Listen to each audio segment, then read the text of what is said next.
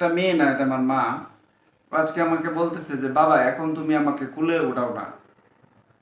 তো আজকে আমার একটা গল্প মনে পড়ে গেল, একটু সবাই শুনেন। ও যখন হয় তখন আমি খুলনায় ছিলাম, ও ময়মনসিংহ স্বদেশ হসপিটালে ও হয়েছিল। তো আমি খুলনা থেকে যেয়ে ওর মুখটা যখন দেখলাম তখন আমার চোখ দিয়ে টপ টপ করে পানি পড়তেছিল, ও আমার দিকে তাকায়া ছিল। তারপরে অনেক গল্প। আর ও বেশিরভাগ সময় ওর নানির বাড়িতে বড় হয়েছে, কারণ আমাদের বাড়িতে একই জায়গায় তো বাড়ি, তো নানির বাড়িতে বেশি সময় কেটেছে। তো ওর নানা নানি আর মামা ওরা সবাই মিলে ও যে আদর পেয়েছে আমার জানি না আর কোনো মানুষ পায় কিনা। তো ওকে সবাই কুলে কুলেই আমরা বড় করেছি। এবং খুলনায় আসার পরে ও মানে ও ঘুমাইতো আমার সাথে, তো আমার এই হাতটা কালো হয়ে গেছিল, এই হাতের মধ্যে ঘুমাইতো সারা রাত। তো এরপরে আরেকটা ঘটনা বলি, এটা হলো যে ওর জন্য আমার 3বার বন্ড পেপারে সাইন করতে হয়েছিল।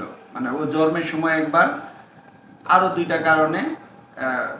সেই পেপার সম্পর্কে আপনারা নিশ্চয়ই জানেন, এটা আমি আর ভাঙিয়ে বললাম না। তো এই মেয়েটাকে আমরা মানে আদর যত্ন দিয়ে বড় করতেছি, ধীরে ধীরে বড় হয়ে যাচ্ছে। এখন অনেকটা বড় হয়েছে, প্রায় 10 বছর হয়ে গেছে। একদিন হয়তো তাকে আমরা একটা পরের ঘরেও পাঠিয়ে দিব। তো এই কথাটা আজকে মনে পড়লেই আমার কেন জানি বারবার আমি আবেগ আপ্লুত হয়ে যাচ্ছে। আর আরেকটা কথা বলি, যে যে ভাগ্যবান তাকে নাকি আল্লাহ প্রথম কন্যা সন্তান দান করে। তো আমিও মনে হয় ভাগ্যবান, আল্লাহর কাছে লাখ লাখ শুক্রিয়া যে আমাকে প্রথমে আমার মাকে দিয়েছিল।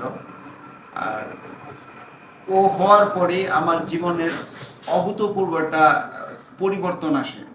যেরকম আমাকে যেরকম দেখেন বা আমি কিন্তু এরকম ছিলাম না।